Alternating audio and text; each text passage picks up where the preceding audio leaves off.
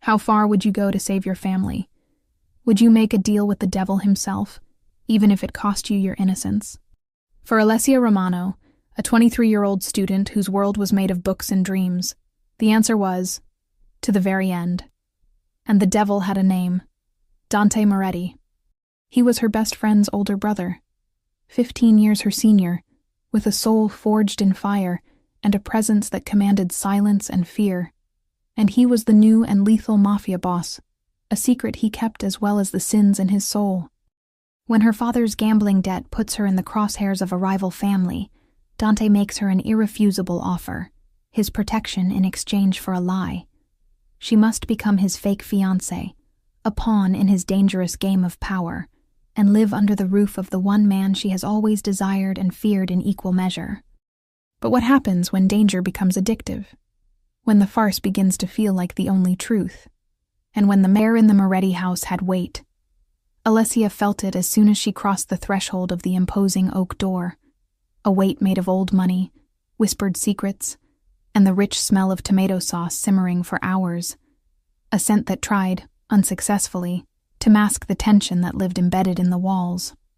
To the world, it was the smell of an Italian home. To Alessia, it was the smell of a beautiful and dangerous lie. Every Sunday, she played her part.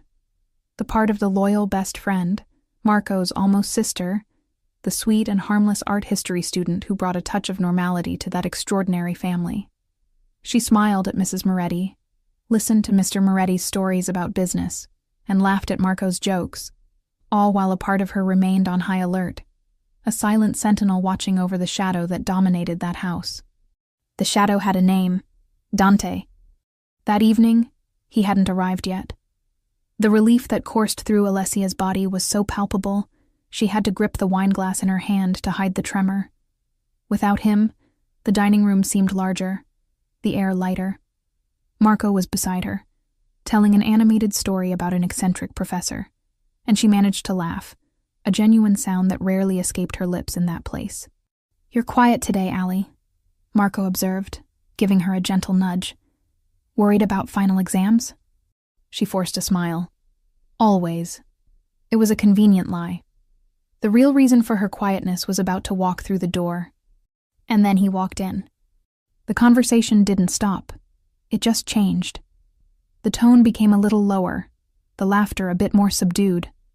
It was a subtle, almost imperceptible shift, like the drop in atmospheric pressure before a storm. Dante Moretti didn't need to announce his presence. The very air bent around him. He was 38, 15 years her senior, and he wore every one of those years like armor. The dark gray suit, perfectly tailored, didn't look like work attire but a second skin forged to intimidate.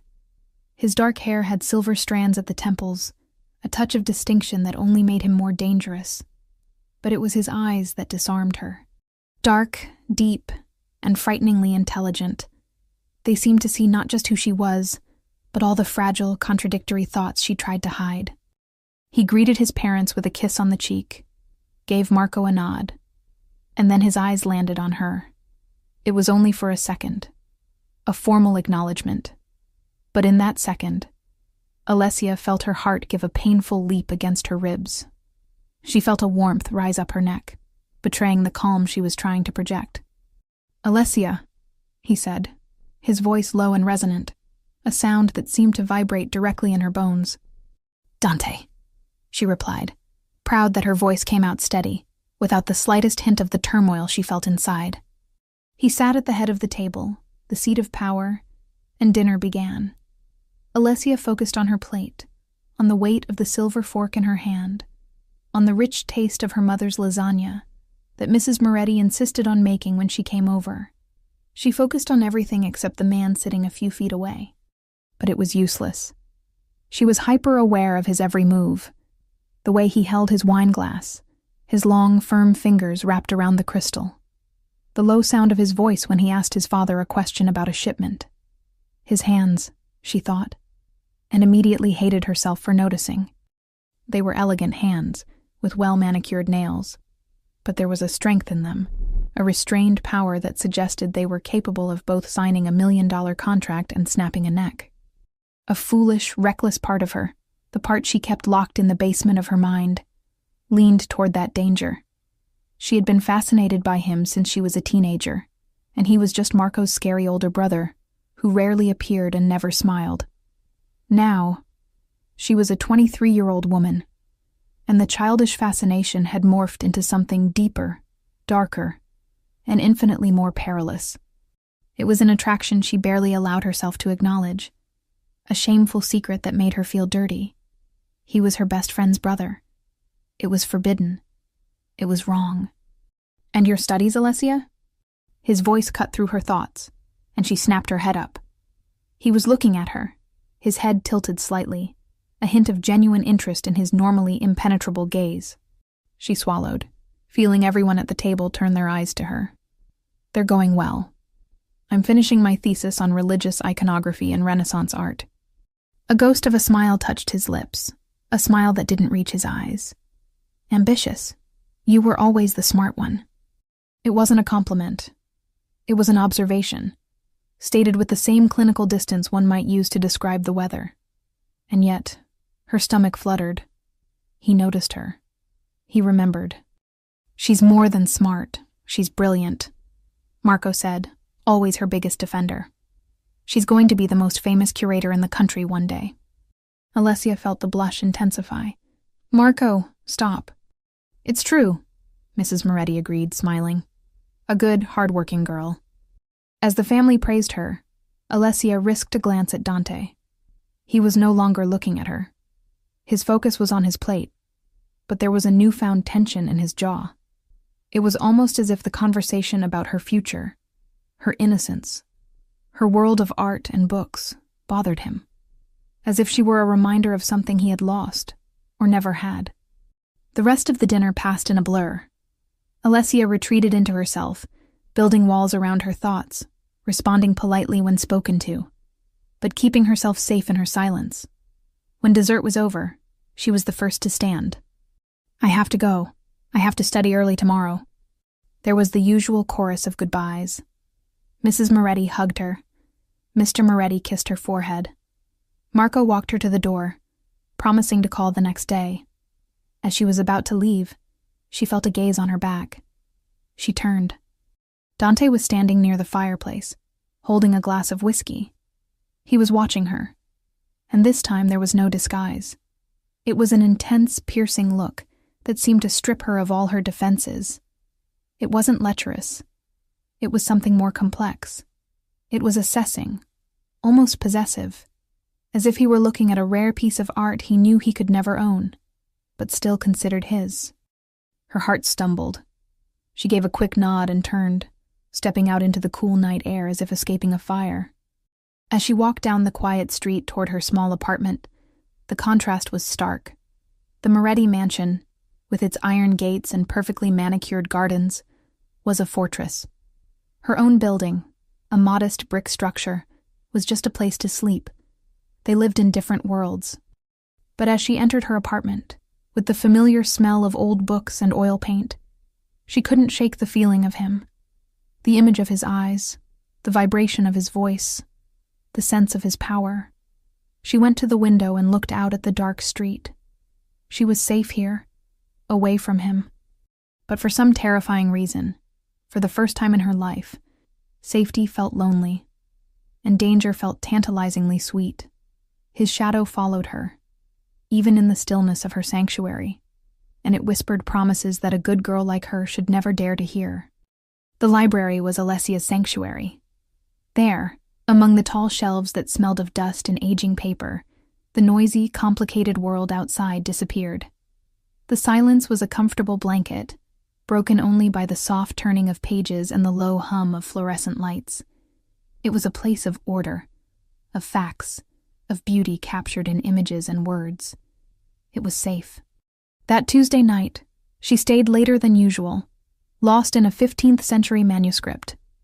The complexities of medieval symbolism were a fascinating puzzle that demanded all her concentration, pushing the unsettling memories of Sunday's dinner to the back of her mind.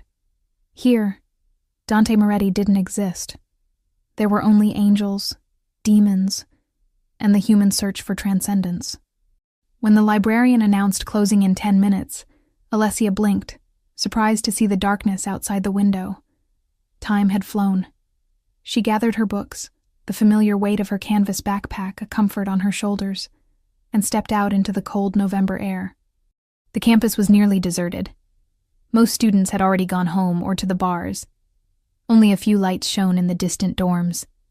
A thin fog hung in the air, wrapping the lampposts in ghostly halos and muffling the sounds of the city.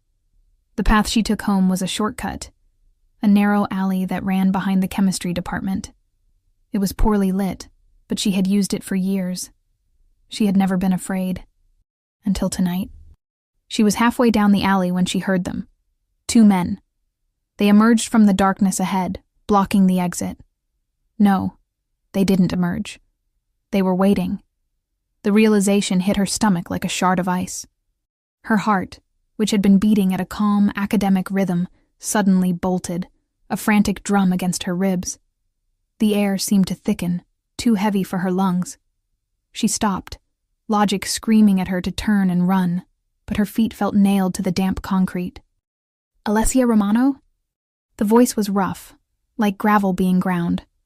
She didn't answer, just stood there, her body tense, every fiber of her being screaming danger. One of them took a step forward. He was big, with broad shoulders that seemed to fill the entire alley. His smell hit her next, a sour mix of cheap cigarettes, sweat, and dirty rain. "No need to be scared, sweetheart. We're just here to deliver a message." She heard a movement behind her, and her blood ran cold. The second man had circled around and now blocked her escape route. She was trapped. Panic rose in her throat, a metallic taste of fear. Her thoughts fragmented. Scream. No one would hear. Run. Where to? Fight. She wouldn't stand a chance. The first man smiled, and the gesture was anything but friendly. It was the smile of a predator. "Your father. He's made some friends. And some debts." Father. The word hit her with the force of a punch. She knew he gambled. "Small bets," he always said. "Nothing serious. A lie. Another beautiful and dangerous lie." "The Falcone family has been very patient," the man continued, taking another step. He was close enough now that she could see the broken veins on his nose. "But patience has run out." Falcone. The name echoed in her mind. She'd heard it before, in whispers, in conversations that stopped abruptly when she entered a room at the Moretti house. They were the rivals, the enemies. "Tell him he has 1 week," the man said. His hand moved, and for a terrifying moment she thought he would touch her. Instead, he just brushed the tip of his finger against a strand of her hair that had escaped her ponytail. The gesture was almost worse than a blow. It was intimate, degrading. 1 week to pay what he owes, or we'll start collecting in other ways. His gaze traveled down her body, slow and appraising, and she felt naked, violated by that look alone. He was making the implied threat clear. The collection would be her. And then, as quickly as they appeared, they were gone. They didn't run. They just turned and walked into the darkness, with the arrogant confidence of those who know they won't be challenged. Alessia stood there, in the middle of the alley, her body shaking uncontrollably. Her legs gave way and she leaned against the cold, damp brick wall to keep from falling. The sound of her own breathing was harsh and ragged in her ears. She pressed a hand to her chest, trying to calm the wild beating of her heart. The sanctuary had been violated. The order of her world shattered. The darkness she had only sensed at the edges of her life, the darkness she associated with Dante, had spilled into her own backyard and touched her. It took an eternity for her legs to obey the command to move. She didn't run. She walked, her steps stiff and automatic, out of the alley and back onto the lit streets. But the light brought no comfort. The city around her seemed different now, every shadow hiding a threat, every stranger a potential enemy. When she reached her apartment, she locked the door, turning the deadbolt and the chain, gestures that were once routine, but now felt desperately inadequate. She dropped her backpack to the floor and leaned against the door, sliding down to the ground. The tears she'd held back in the alley finally came, silent and hot, streaming down her face. She wasn't crying for the debt. She wasn't crying for the danger. She was crying for the loss of her innocence. The belief that her small world of books and art could keep her safe had been a childish illusion. Her first instinct was to call her father, but what would she say? Accuse him? Yell at him? Her second instinct was the police. But what could they do? File a report against nameless shadows? Protect her family forever from men like that? It was useless. Her brain, trained to find patterns and solutions, frantically scanned the options, discarding each one. And then, a thought surfaced, unwelcome and terrible in its logic. There was only one person she knew who could stand up to men like the Falcones. There was only one person who lived in that darkness and commanded it. Dante. His name in her mind was both a lifeline and a surrender. Asking him for help would be crossing a line from which there would be no return. It would be admitting her safe world wasn't enough. It would be voluntarily placing herself in his debt, in his power. She picked up her phone, her hands still shaking. Her fingers hovered over Dante's number, a number she had but had never used. No, she couldn't. Pride, fear, everything in her rebelled against it. So she called the only person she could. Marco? Her voice came out broken. Allie, what's wrong? Are you crying? She couldn't answer, just sobbed, the control she'd maintained completely shattering. Where are you? What happened? His voice was filled with panic. Between sobs, she told him, about the alley, about the men, about the debt, about the Falcones. There was a silence on the other end of the line, a heavy silence of shock and fear. Stay put. Lock the door. I'm on my way, he said, his voice firm, but she could hear the terror underneath. She knew he would come. He always did. But she also knew, with a cold, terrible certainty that settled in her heart, that Marco couldn't fix this. The problem was too big for him. It was a monster-sized problem. And monsters could only be fought by other monsters. By telling Marco she knew, in the depths of her terrified soul, that she had sealed her fate. The news would get to Dante, and the storm, which she had always watched from a distance, was now coming straight for her. The wait was torture. Every creak of the building, every distant city siren, made Alessia jump. She paced back and forth in her small apartment, her arms crossed tightly over her chest, as if she could hold herself together by force. Marco hadn't come. Instead, he'd called back 10 minutes later, his voice tense. My dad is coming to get me. We're going to handle this, Allie. Stay safe. She knew what that meant. He had told his father. And Mr. Moretti in turn would tell Dante. The gears of that powerful and dangerous machine had been set in motion. An hour later, the lights of a car swept across her window. But it wasn't Mr. Moretti's familiar sedan. It was a black one, long and expensive, a predator of metal and glass that seemed to absorb the streetlights. It parked across the street, its engine a low, menacing purr. For a long moment, nothing happened. Alessia stood frozen by the window, her heart lodged in her throat. Then the driver's door opened and he got out. Dante. He wasn't wearing a suit. He was dressed in black dark pants, a turtleneck shirt that accentuated the breadth of his shoulders. The casual attire, instead of making him less intimidating, only made him seem more lethal, stripped of any pretense of civility. He didn't look up at her window. He just stood there on the sidewalk, the smoke from his breath dissipating in the cold air, and waited. The message was clear. He wasn't coming to her. She would have to go to him. It was a test, a power play before the first word was even spoken. A part of her, the proud and frightened part, wanted to stay locked in her apartment. But the pragmatic part, the part that knew her family was in mortal danger, forced her to move. Her hands shook so much she could barely put on her coat. She went down the stairs, each step an echo of her own surrender. As she stepped out onto the street, the cold air hit her face but couldn't quench the heat of panic in her blood.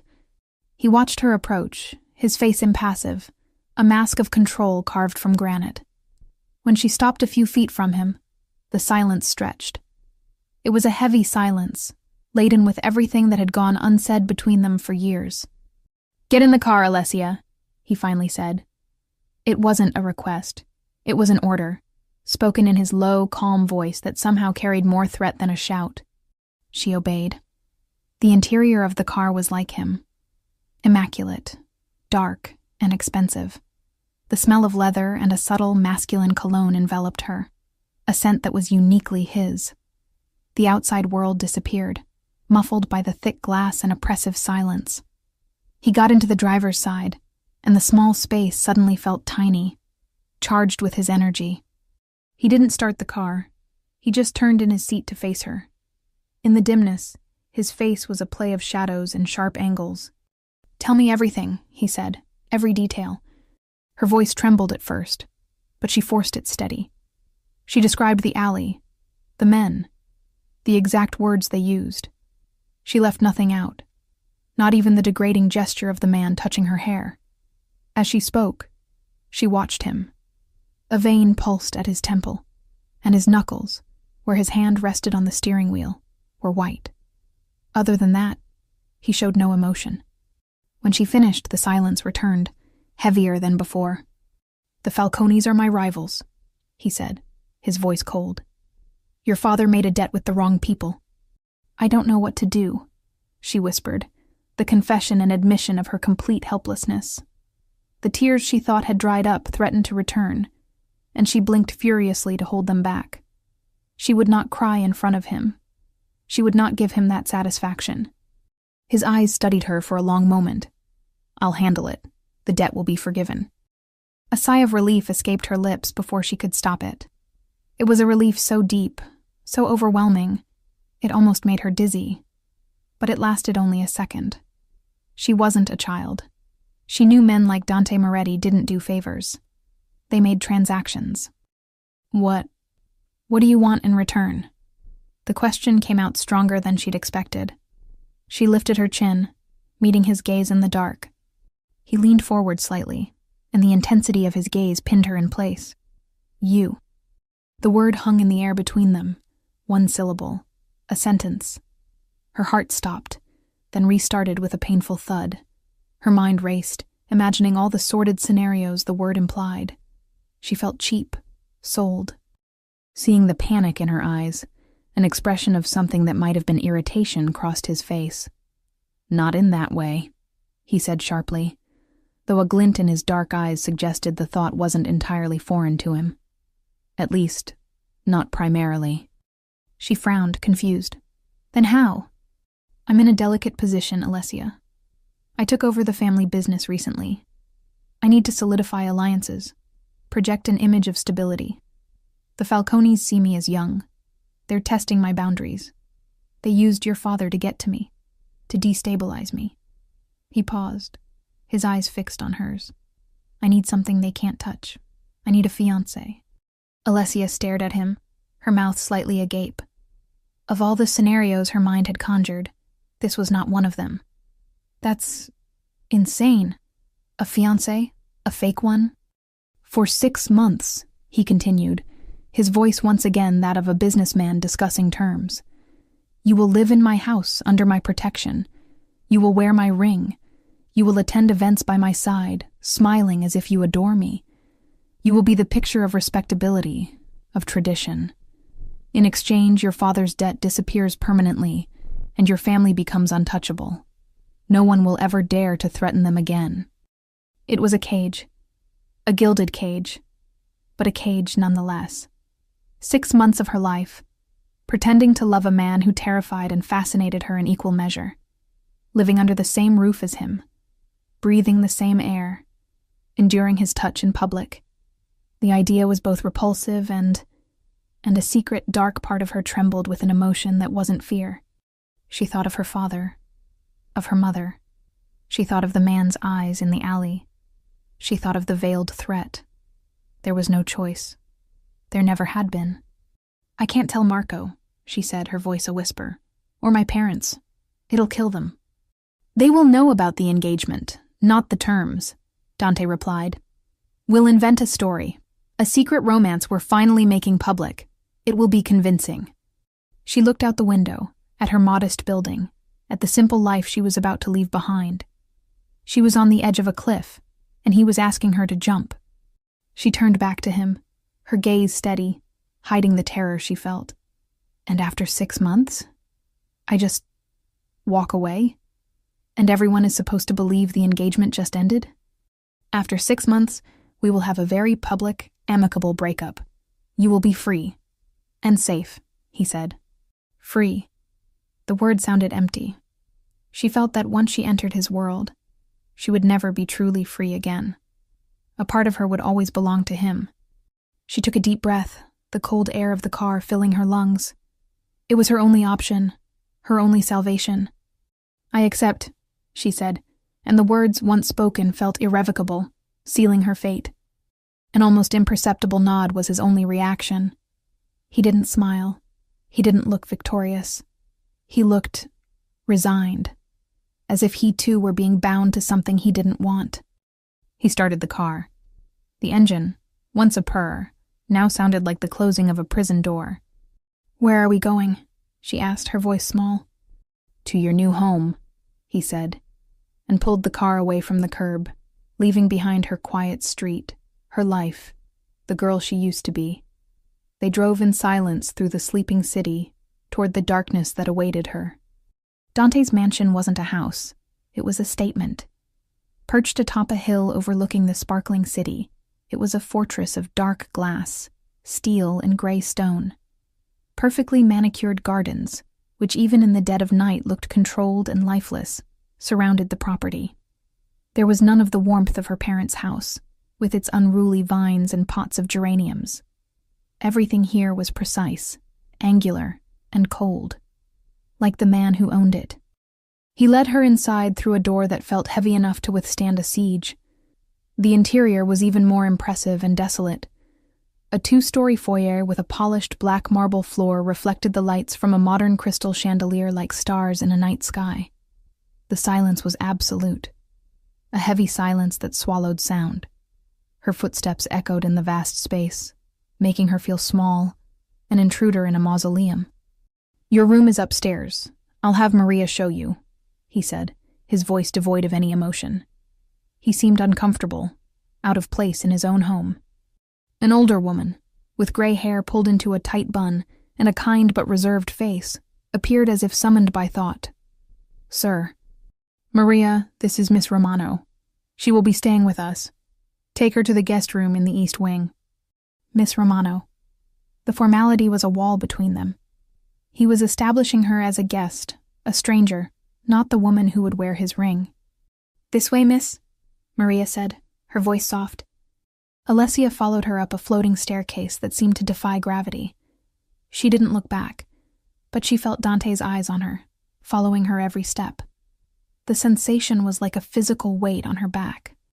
The room was larger than her entire living room. A king-sized bed with pristine white sheets dominated the center.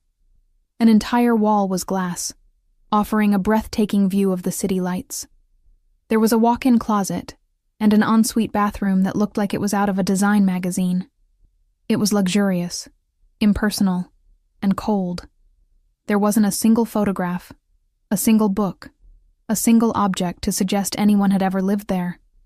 It was a 5-star hotel room, not a sanctuary. If you need anything, just use the intercom, Maria said, pointing to a small panel on the wall. The master dines at 8. And with that, she was gone, closing the door softly behind her, the sound finalizing the act of her imprisonment. Alessia stood in the middle of the room, her purse still slung over her shoulder. She walked to the glass wall. The city stretched out below her, a carpet of glittering lights. It was beautiful, and so distant. She felt like a princess in a fairy tale tower. But she knew there was no charming prince coming to rescue her. The dragon owned the castle. She undressed slowly, her clothes feeling strange and out of place in the opulent surroundings. In the closet, she found silk robes and plush slippers. In the bathroom, expensive toiletries she would never dare to buy. Everything was designed for comfort, But she had never felt more uncomfortable in her life. She was a prisoner, and this was her gilded cage. She took a long, hot shower, trying to wash away the smell of fear and the feel of the man's touch from the alley. But the water couldn't reach the memories. When she got out, she found a simple black silk dress laid out on her bed. A note beside it said only, "For dinner." The handwriting was strong and slanted, like him. At 8 o'clock, she went downstairs. She found him in the dining room, a long, formal room dominated by a dark mahogany table that could seat 20. They sat at opposite ends, the distance between them an abyss. Maria served the meal in silence. The food was exquisite saffron risotto, grilled sea bass, but Alessia barely tasted it. The silence was deafening, broken only by the clinking of silver cutlery against porcelain. It was the most tense silence she had ever experienced. She studied him over her water glass. He looked more relaxed now, his black shirt with the sleeves rolled up to his elbows, revealing strong forearms with a web of dark veins. He ate with an economy of motion, focused, as if everything he did was a task to be executed with precision. "You have questions," he said suddenly, and the sound of his voice made her jump. It wasn't a question. It was a statement. "A few," she admitted, her voice a little hoarse. He put down his fork and faced her, giving her his full attention. The intensity of his gaze made the air vibrate. "Ask." "My parents, Marco, how are we going to explain this? An engagement out of nowhere?" "I will handle it," he said. "I'll speak with your parents tomorrow. I'll explain that we've been seeing each other secretly, that I wanted to be sure before involving the families, that I'm traditional. They will believe it. The relief of knowing your father's debt is settled will make them receptive." The word was cold, calculating. He was manipulating their gratitude. "And Marco?" Guilt hit her, a sharp pang in her chest. "He's my best friend.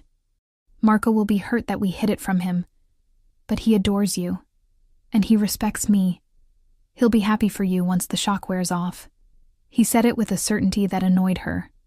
How could he presume to know everyone's feelings so well? "You can't just orchestrate people's emotions, Dante." A dangerous glint appeared in his eyes. "That's exactly what I do for a living, Alessia. I orchestrate things. People, businesses, problems. I move them until they are where I want them to be." The frankness shocked her. He wasn't apologizing for who he was. He was stating it. "Tomorrow morning, a jeweler will come," he continued, changing the subject. "You will choose a ring. Pick something you like. You'll have to wear it for 6 months. A ring. The symbol of a promise that was a lie. The thought filled her with a strange kind of sadness. "There are rules," he said, his voice hardening. "You will not go anywhere without a driver I assign. Your phone will be monitored, and you will never, under any circumstances, enter my office. It's at the end of the West Hall. The door is always locked. Understood? I'm not your prisoner." The words escaped before she could stop them, an act of futile rebellion. His lips curved into something that wasn't a smile. "Aren't you? You're living in my house under my rules for a price I paid.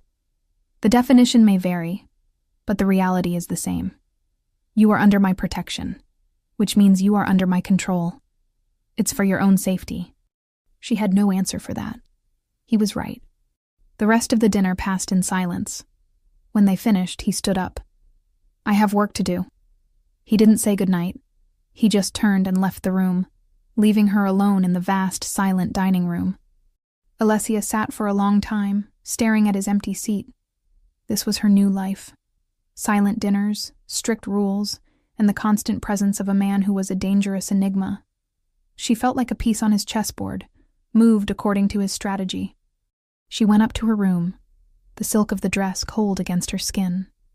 The city still sparkled outside her window, indifferent to her personal drama. She lay down on the enormous bed, the Egyptian cotton sheets feeling foreign and cold.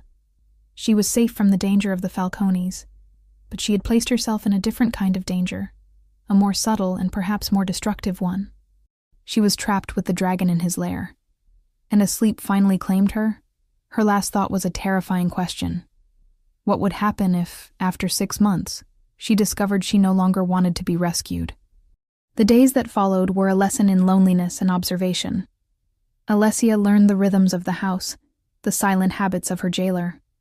Dante left before dawn and often returned long after she was already in her room. The soft sound of his car on the gravel driveway, the only sign of his return. They rarely spoke. The house was his domain, and she was just a ghost within it. The jeweler came as he had promised. A nervous man in a suit who laid out a black velvet tray on the breakfast room table. The diamonds glittered coldly in the morning light. "Mr. Moretti instructed that you choose whatever pleases you most," the man said, avoiding her gaze. Alessia felt a knot in her stomach. She was choosing the chains for her own prison. Her eyes scanned the ostentatious rings, the enormous stones that screamed wealth. Then she saw one. It was simpler. An emerald-cut diamond flanked by 2 deep blue sapphires, set in platinum. It was elegant, timeless, and there was something melancholic about its beauty. "This one," she said, her voice a whisper. That night, in front of her parents and a joyfully weeping Mrs. Moretti, Dante slid the ring onto her finger. The feel of the cold metal on her skin was a shock. He put on a flawless performance, talking about how he had loved her in secret for years, how he waited for the right moment so as not to disrespect her friendship with Marco. Her parents, relieved and dazzled, believed every word. Marco, who was told later, was shocked and a little hurt. But as Dante had predicted, his happiness for her outweighed his resentment. The farce was set. The first trial by fire came a week later. "Tomorrow night, there's a charity gala at the art museum," he announced during one of their rare dinners together. "It's one of the most important events of the year. We will be there, as a couple." The last 2 words hung in the air, as a couple. The next day, a blue velvet box from her favorite designer arrived. She opened it with trembling hands. Inside, nestled in tissue paper, was a deep blue silk gown, the same color as the sapphires in her ring. The cut was simple but devastatingly elegant, with a deep V-neck and a side slit that climbed dangerously up her thigh. It was a weapon, not a dress, and he was arming her. When she came down the stairs that night, he was waiting in the foyer. He wore a black tuxedo that looked as if it had been stitched onto his body. For a moment, when his eyes met hers, his entire steel composure seemed to crack. His breath hitched, almost inaudibly, and his gaze swept over her body, slow and hungry. It was a look that undressed her, warmed her, and terrified her all at once. He composed himself in the blink of an eye, the mask of control back in place. "You look," he began, his voice a shade huskier than normal, acceptable. The irony struck her. He was afraid of the reaction she provoked in him. The knowledge gave her a spark of power. She smiled, a slow, deliberate smile. "You don't look so bad yourself, Mr. Moretti." The gala was a sea of rich and powerful faces. The air buzzed with conversation and the clinking of champagne glasses. Alessia felt like a fraud, an imposter in a world that wasn't hers. But then Dante placed his hand on the small of her back, a possessive gesture disguised as intimacy. The heat of his palm burned through the thin silk, sending an electric shock up her spine. "Relax," he murmured near her ear, his warm breath making her skin tingle. "Just smile and hold my hand. I'll handle the rest." She played her part. She smiled until her cheeks ached. She laughed at the men's unfunny jokes and accepted the women's empty compliments. And the entire time, she was intensely aware of him beside her. The strength of his hand holding hers. The way he leaned in to whisper a sarcastic observation only she could hear. The way his body formed a protective shield around her. It was then that she saw him. An older man with silver hair and cold, snake-like eyes, watching them from across the room. There was a ring with a falcon engraved on his pinky finger. Riccardo Falcone. As if feeling her gaze, Dante stiffened. His hand tightened on hers. "Don't look," he ordered in a low voice. But it was too late. Falcone began walking toward them, a predatory smile on his lips. "Dante, my boy, I heard you were engaged. Had to see for myself," Falcone said, his voice oily. His snake eyes raked over Alessia, lingering on her neckline and the slit of her dress. It was a look that made her feel like she needed a shower. "You have good taste, Moretti. A rare beauty." Dante said nothing. He just moved subtly, positioning his body slightly more in front of hers. He pulled Alessia closer, his arm wrapping around her waist and pressing her against his side. The message was unmistakable. Primitive. Mine. Falcone laughed, an unpleasant sound. "Protect her well. Pretty things tend to break easily." And with that veiled threat, he walked away. Alessia was trembling. The arrogance, the danger. It was too real. "I need some air," she whispered, her voice faint. He guided her to a terrace overlooking the museum garden. The night was cool, but she barely felt it. Adrenaline was coursing through her veins. "Did you see the way he looked at me?" she said, her voice filled with a trembling rage. "I saw." Dante's voice was frigid, colder than the night air. "And he will never do it again." He turned to her, cornering her against the stone balustrade.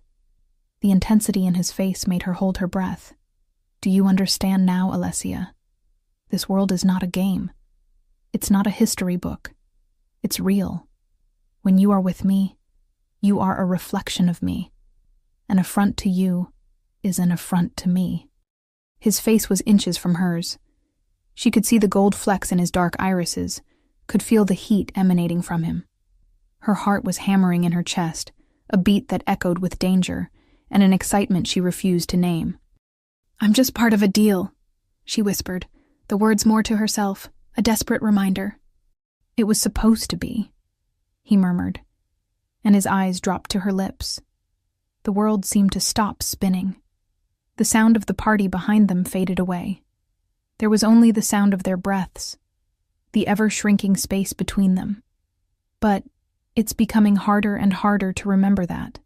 He leaned in. His scent enveloped her whiskey, starch, and something purely masculine. She closed her eyes, anticipating, wanting the touch of his mouth on hers. It was madness.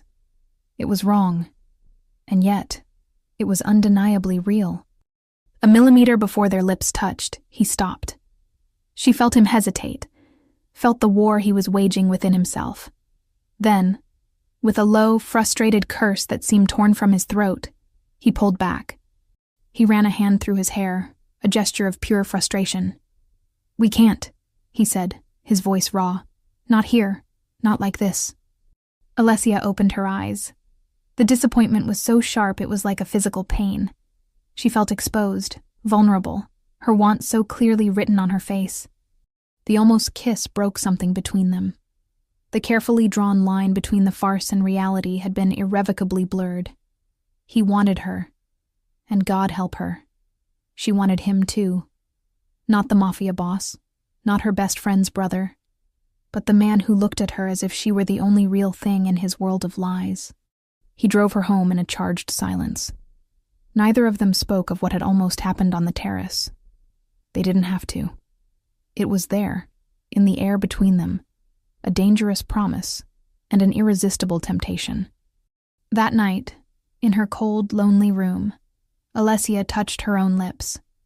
She could still feel his phantom heat, the taste of him she had never tasted. The gilded cage suddenly felt much smaller, and the dragon within it, much harder to ignore. The incident on the terrace changed the topography of their existence. The silence in the mansion, which had once been merely empty, was now charged with unspoken tension. Every casual encounter in the hallway, every glance exchanged across the dining table, was electric. Alessia felt as if she were walking on a minefield, where one wrong step could detonate everything.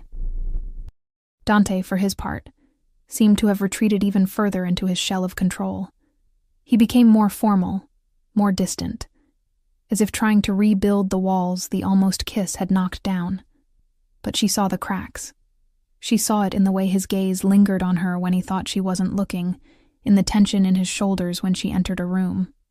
He was fighting, and that somehow made her feel less alone in her own battle. The precarious truce was broken by a storm. Not a metaphorical storm, but a literal one. which descended upon the city on a Thursday night with biblical fury. Rain hammered against the mansion's glass windows like fists, and the wind howled like a wounded animal. Thunder shook the very foundations of the house.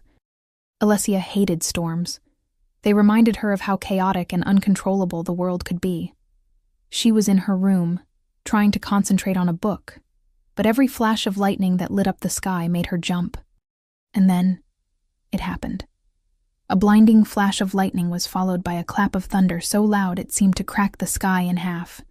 The lights flickered once, twice, and then plunged the mansion into total, terrifying darkness. A small cry escaped her lips before she could stop it. The ensuing silence was even worse. There was no familiar hum of electricity, only the roar of the storm outside. She was alone in the dark, in a house that still didn't feel like a home. She sat on the bed, her heart hammering, trying to decide what to do. Stay here? Go downstairs? Where was he? Her feet decided for her. Moved by an instinct she didn't understand, she left her room. The hallway was pitch black. She used her hand to guide herself along the wall, her fingers brushing against the cool texture of the plaster. Dante? Her voice came out as a trembling whisper, immediately swallowed by the darkness. No answer. She went down the stairs slowly, each step a calculated risk. As she reached the ground floor, she saw a faint glow coming from the library. A candle? The fireplace? She followed the light, her heart still pounding. She pushed open the heavy library door and stopped on the threshold. He was there. The fireplace had been lit, and the dancing flames cast long, flickering shadows on the bookshelves. Dante was sitting in a leather armchair with his back to the door, a glass of whiskey in his hand, the fire reflecting in amber tones in the liquid. He didn't seem surprised to see her. He looked like he had been expecting her. I don't like the dark, she said, the confession sounding childish to her own ears. He turned slowly. The firelight softened the hard lines of his face, making him look younger, more vulnerable. There was a weariness in his eyes she had never seen before. No one does, he said, his voice lower than usual. Sit. He gestured to the armchair opposite his. She hesitated, then entered and perched on the edge of the armchair, her hands clasped tightly in her lap. The warmth from the fire began to thaw the chill from her bones. For a while, they sat in silence, watching the flames dance. The silence wasn't tense like at dinner. It was comfortable. The storm outside and the darkness around them created an island of intimacy in that small circle of light. My father used to tell me stories during storms, she said, more to fill the silence than anything else. About knights and dragons. He said the thunder was the dragon roaring. Dante took a sip of his whiskey. My mother used to sing, lullabies in Italian. Her voice was the only thing that could drown out the sound of the storm. It was the first time he had ever mentioned his mother. Alessia knew she had died when he and Marco were young, but the topic was taboo in the family. She must have been a special woman, Alessia said softly. He stared into the fire, his eyes distant, lost in a memory.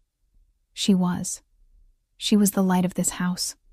He paused, and the sound of the rain lashing against the window filled the silence. When she was gone, the light went with her. My father, he was never the same. And I had to grow up fast. I had to learn to be the strong one. For Marco. The confession hung between them, fragile and precious. He had given her a piece of himself, a crack in his impenetrable armor. She saw in that moment, not the Mafia boss, not the ruthless businessman, but the boy who had to become a man too soon. An impulse of empathy, strong and overwhelming, hit her. She felt an almost unbearable urge to reach out and touch his arm, to offer some kind of comfort. But she held back. The distance between their armchairs felt like an ocean. That must have been hard, she said, the words feeling terribly inadequate. He gave a small nod, still looking at the flames. We all have our dragons to face, Alessia. Some of us just learn to hide them better. He turned to look at her, and the vulnerability in his gaze struck her to the core. You shouldn't be here, in this world. You're like her, full of light. His voice was hoarse with an emotion she couldn't identify. Regret? Longing? "Maybe that's why I am here," she whispered. "Maybe some houses need the light brought back to them." The words slipped out before she could think them, bold and instinctive. The expression on his face changed. The vulnerability was replaced by something more intense, more raw.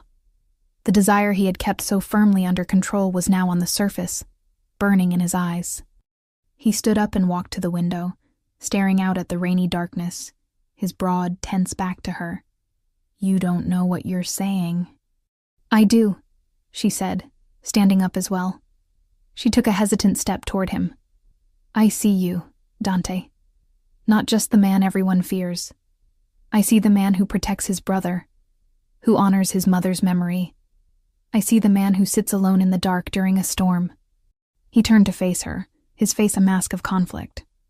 "And what you see doesn't scare you?" "It terrifies me," she admitted, her voice steady despite the tremor in her hands. "But it's not the darkness in you that scares me. It's the light, the one you try to hide." He took a step toward her, then another, until only a breath of air separated them. He raised his hand, as if to touch her face, but let it fall to his side. The internal struggle was visible in every tense line of his body. "You're playing with fire, Alessia," he growled, his voice low and dangerous. "Maybe I want to get burned," she replied, lifting her chin in a silent challenge. The storm inside the room was now fiercer than the one raging outside. The air crackled with electricity, with years of repressed desire and the sudden, shocking understanding that they were not so different after all. They were both lonely, both hiding parts of themselves from the world.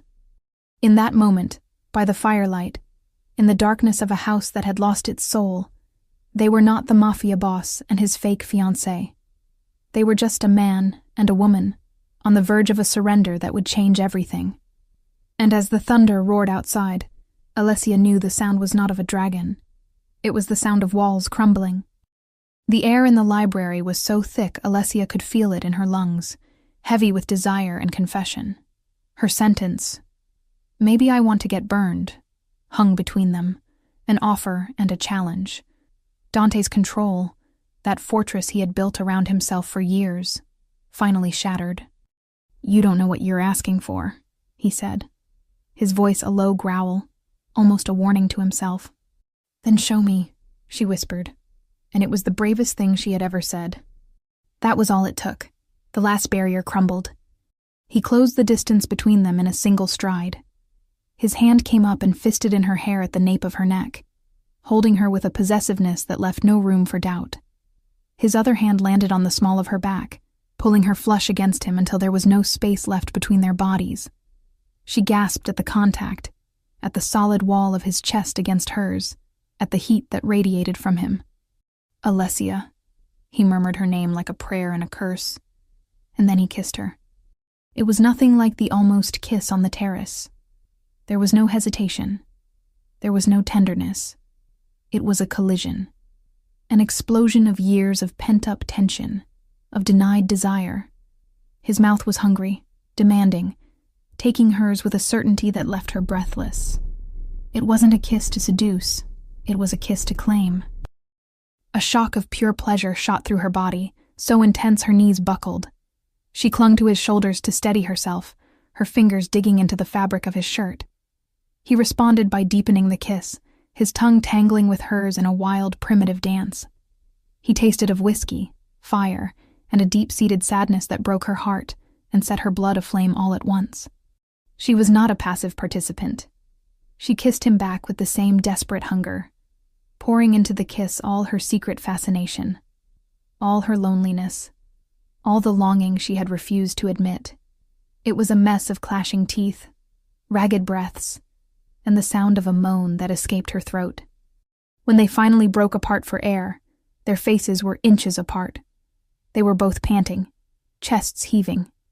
Dante's eyes were dark, pupils dilated, burning with a raw emotion that left her trembling. "I want you," he said, his voice raw, each word an effort. "God help me. I have wanted you since you were a girl, and I had no right to even look at you. And now, Now that you're a woman, right in front of me, looking at me like that, it's killing me." The confession hit her with the force of a wave. Years. He had wanted her for years. "Why didn't you ever say anything?" she whispered. "Because I am this," he answered, a hint of self-loathing in his voice. "I am this world. Darkness, violence, lies. And you. You were the only pure thing left in my brother's life. In my life. I couldn't touch you. I couldn't taint you." "You don't taint me," she said, raising her hand and touching his face. The stubble of his beard scraped against the soft skin of her fingers in a delicious contrast. "You see me. In a way no one ever has." He closed his eyes at her touch, leaning into her palm like a man dying of thirst. "Alessia."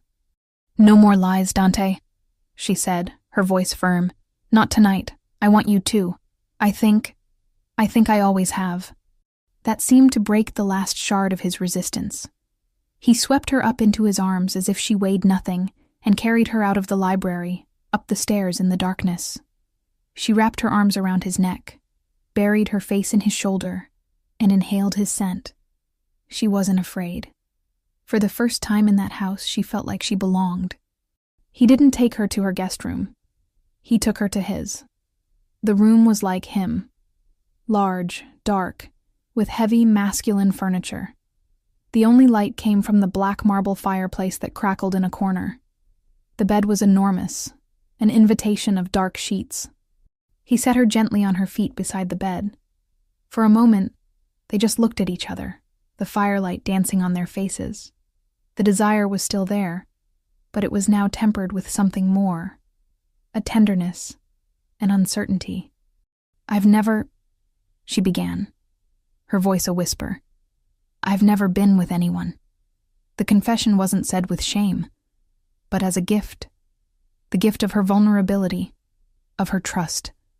The passion in his eyes deepened, but the hardness was gone, replaced by a reverence that took her breath away.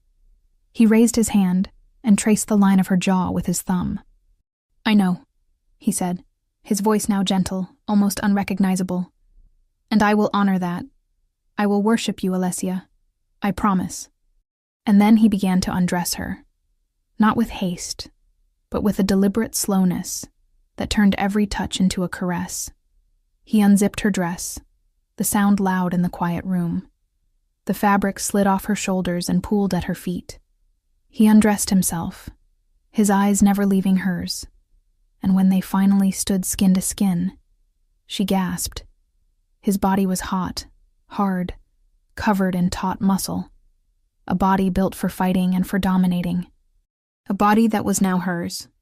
He laid her down on the bed and leaned over her. The shadows from the fireplace danced on his broad back, making him look like a fallen angel, beautiful and dangerous in equal measure. He kissed her again, and this time the kiss was different. It was slow, deep, exploratory. It was a kiss of worship. His hands roamed her body, learning every curve, every valley. He was both gentle and strong, his experience a counterpoint to her innocence. He didn't rush her. He taught her, with his lips and his hands, the language of pleasure, awakening sensations in her she never knew existed. And when he finally moved to become a part of her, he paused, his forehead pressed against hers, his breath ragged. "Are you sure?" he whispered against her lips. "I've never been more sure of anything," she answered, and pulled him down. The world dissolved into a burst of sensation, a mixture of brief pain and overwhelming pleasure. He moved within her, and it was more than a physical act.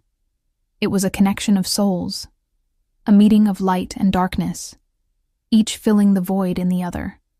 The rhythm they found was ancient, instinctual, the answer to a question they had both been asking for years. In that room, with the storm finally calming outside, they found each other, the Mafia boss and the virgin, the dragon and the light, and in their surrender to one another, they found not just passion. They found a fragile, terrifying hope for redemption. The contract had been forgotten. The farce had become the deepest truth either of them had ever known. The first sign of dawn was the silence. The storm had passed, leaving behind a washed, quiet world. The soft gray light seeped through the gaps in the heavy curtains, painting the room in shades of gray and silver. Alessia woke slowly, consciousness returning in waves. The first thought was of warmth. She was cocooned in warmth, nestled against a solid living source. She opened her eyes. She was in Dante's room, in his bed, one of his arms thrown possessively over her waist. He was still asleep, his face relaxed and stripped of its usual mask of control. In the soft morning light, he looked younger. The worry lines around his eyes softened.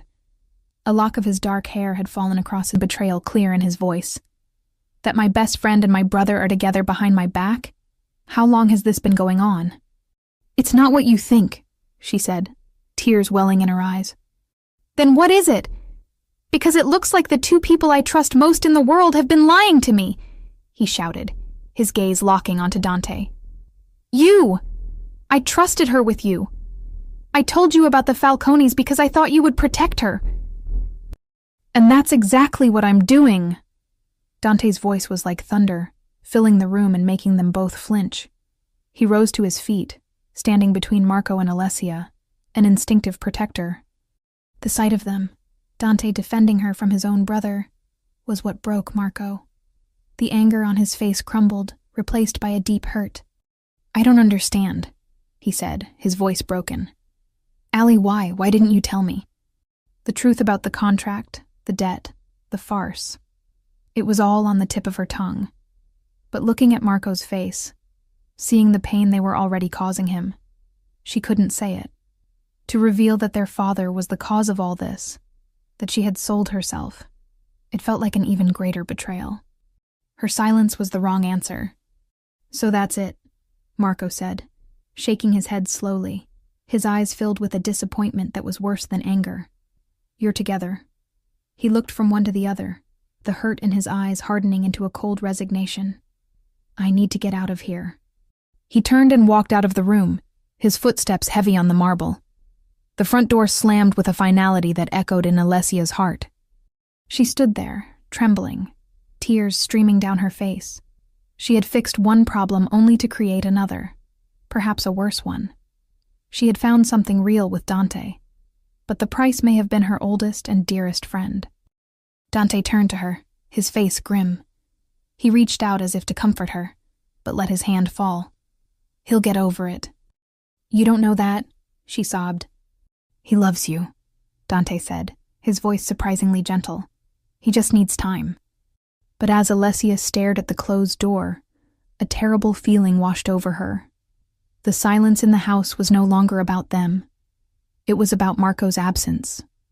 The storm outside had passed, but the one they had created within these walls was just beginning. The days following the confrontation with Marco were gray and silent. He wouldn't answer Alessia's calls or respond to her texts. The ache of his absence was a constant presence in the mansion, a shadow that not even the new, fragile intimacy with Dante could dispel. They moved around each other carefully, the passion of that stormy night now tempered by the reality of its consequences. The world they were building felt incomplete, flawed, without Marco's blessing. Dante, for his part, became even more protective. He forbade her from going to the university, insisting it was too dangerous. The Falcones are quiet, he would say. Too quiet. The house, which had begun to feel like a sanctuary, now felt like a prison again, and Dante's constant worry was a reminder that the original danger hadn't disappeared. The crisis reached its boiling point on a Saturday afternoon. Alessia was in the library, trying futilely to concentrate on her books, when she heard raised voices coming from the foyer. One was Dante's. The other was Marco's. Her heart leaped. She ran out of the library and stopped at the top of the stairs, hidden in the shadows. Marco was standing in the hall, his face pale and angry. Dante stood before him, blocking his path. I just want to talk to her, Dante. You can't keep her locked up in here forever, Marco shouted.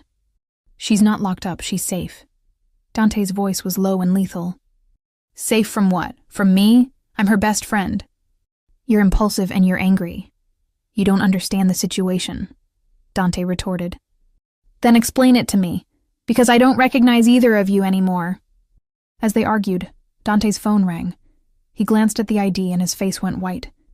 He answered, his voice tense. What? He listened, his body stiffening. Where? Alessia felt a cold dread creep up her spine. Something was terribly wrong. Dante hung up the phone. He looked at Marco, and the anger on his face had been replaced by something far worse. Fear. A cold, controlled fear.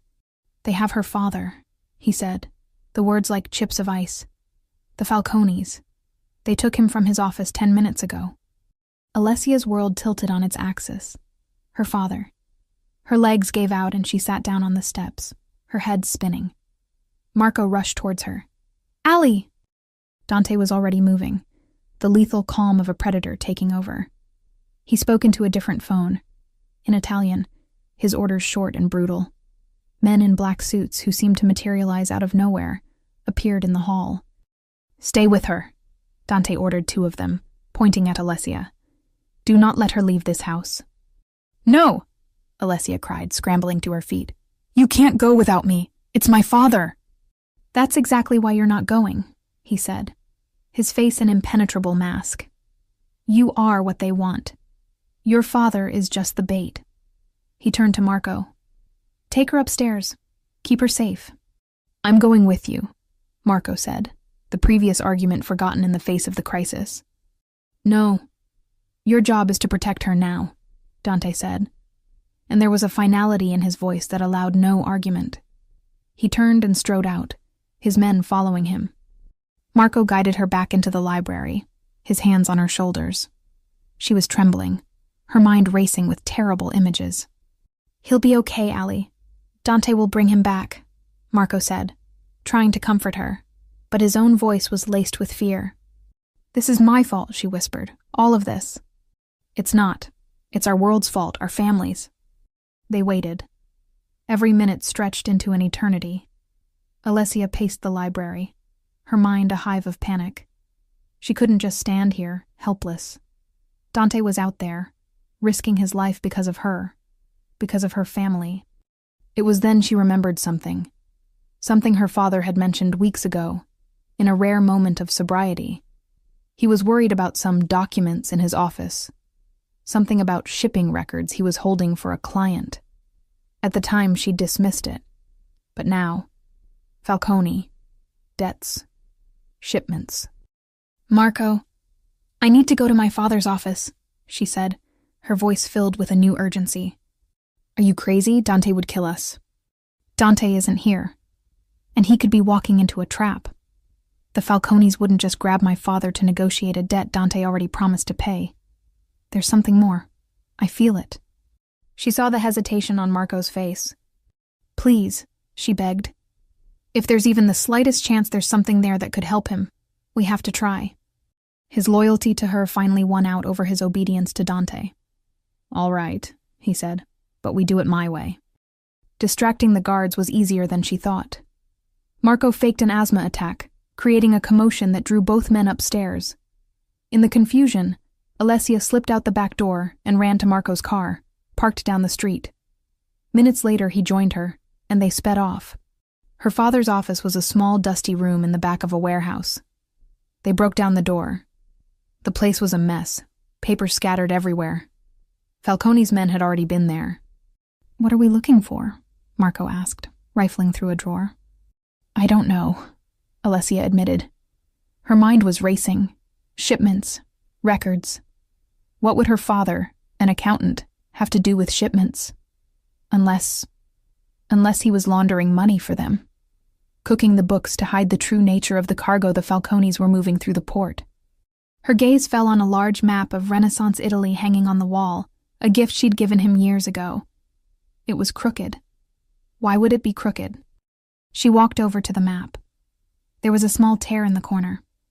On impulse, she pulled at the tear. The paper peeled back, revealing a hollow compartment in the wall behind it. Inside, there was a flash drive. At that moment, her phone rang. It was an unknown number. She answered, her hand trembling. Hello, sweetheart, Riccardo Falcone's oily voice filled the line. Miss me? Where is my father? she demanded, her voice surprisingly strong.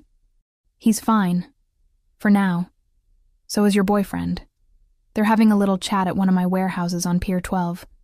But the conversation is getting dull. I think a little motivation would help. Why don't you join us? Alone. It was a trap. An obvious one. But she had no choice.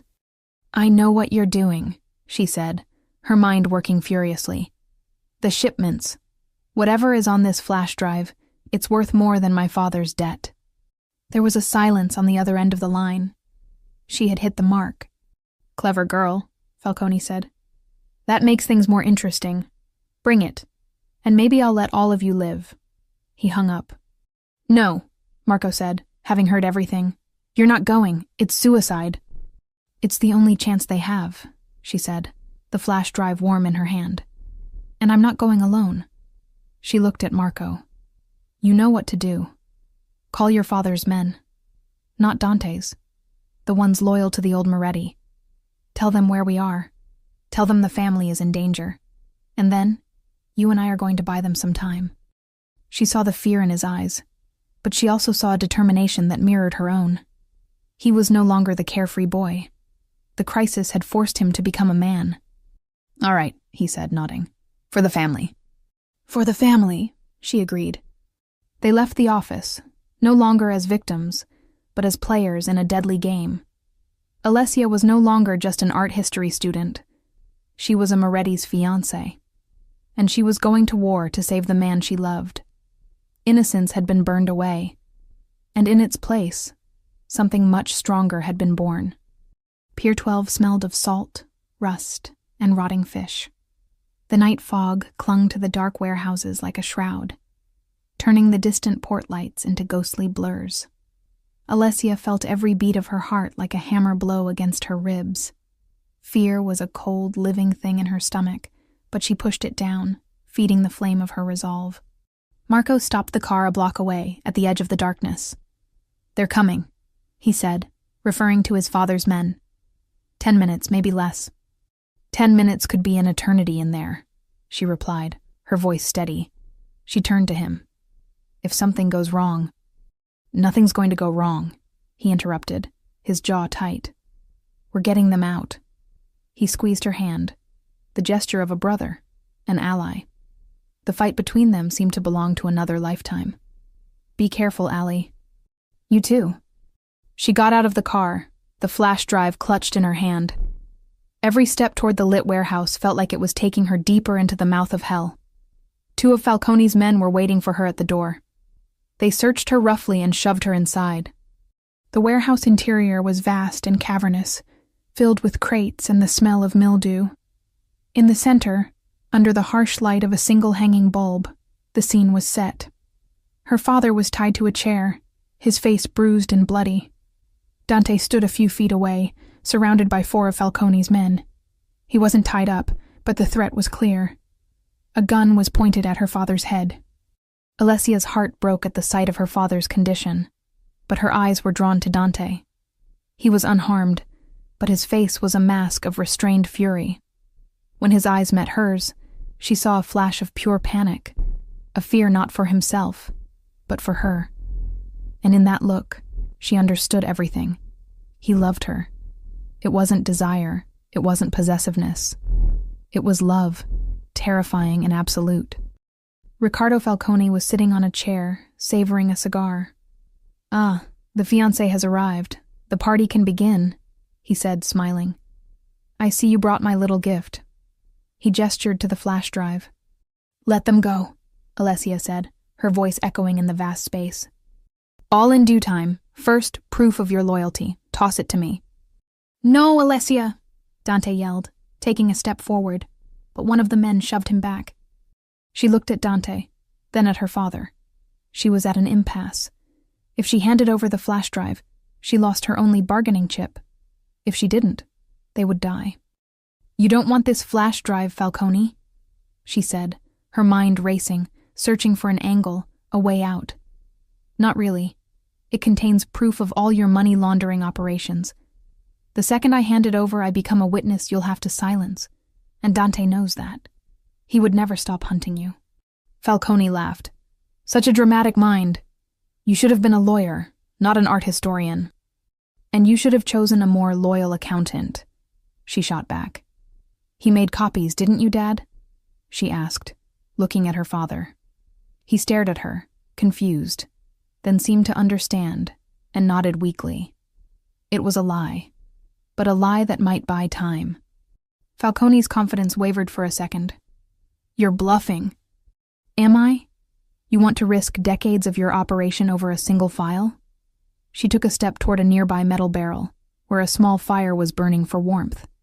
I can destroy this right now, and then you have nothing. It was at that moment that all hell broke loose. The warehouse doors burst inward. Men loyal to the Morettis, led by a grim-faced Marco, stormed the place. Chaos erupted. Gunshots echoed. Men shouted. In the confusion, Dante acted.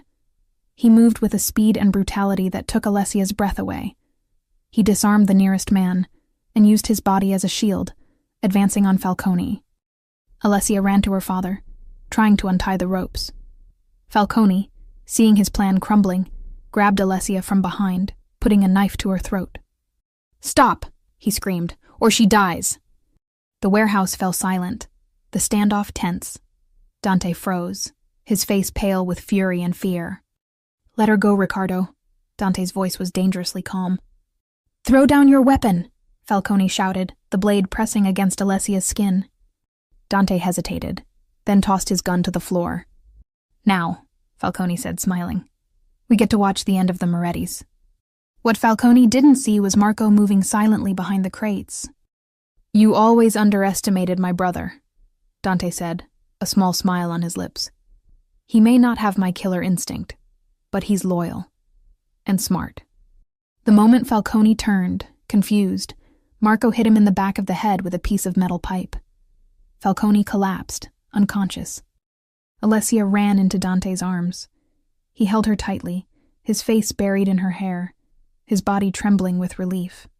I thought I was going to lose you, he whispered, his voice broken. You're not getting rid of me that easily, she answered, her voice muffled against his chest. 1 year later, the air in the Moretti house had a different weight now. It was the weight of laughter, of lively conversation, and the smell of tomato sauce that promised a home, not a lie. Sunday dinner was the highlight of the week. Alessia sat beside Dante at the head of the table. The ring on her finger was no longer a prop. It was a promise, sealed in a small private ceremony 6 months prior. Her father, now in recovery and working for the Morettis legitimately, sat next to her mother, looking healthier than he had in years. Marco was on the other side, telling a joke that made Mrs. Moretti laugh out loud. Everything was different. After that night at the pier, there were no more secrets. The truth was revealed. There were tears, anger, and finally forgiveness. The family, tested by fire, had emerged stronger. Dante leaned in and whispered in her ear, "Happy?" She turned to him. The shadow was still in his eyes, but now there was light too. Her light. Happy doesn't begin to cover it, she answered. She hadn't lost her innocence. She had traded it for strength, for wisdom, and for a love that was more real than anything she had ever known. She looked around the table, at the people she loved. Her life was no longer a quiet sanctuary of books and art. It was loud, complicated, sometimes dangerous, but it was hers. Later, after the guests had gone, Dante took her to the library. The fireplace was lit, just like on that stormy night. "I have something for you," he said.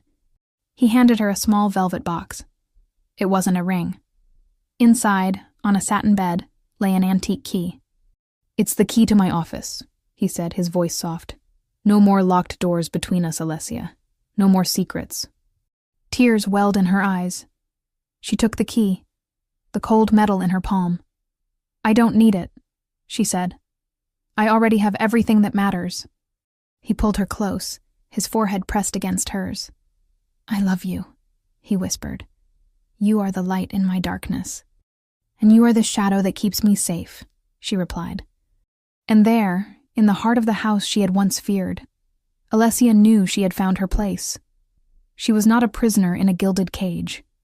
She was the queen of a complex kingdom, the partner of a dangerous man, and the architect of her own happily ever after. A story that began with a contract and a paralyzing fear had transformed into a love that was, at once, her greatest adventure and her safest harbor. Innocence was gone, but in its place, love had taken root, strong and unshakable.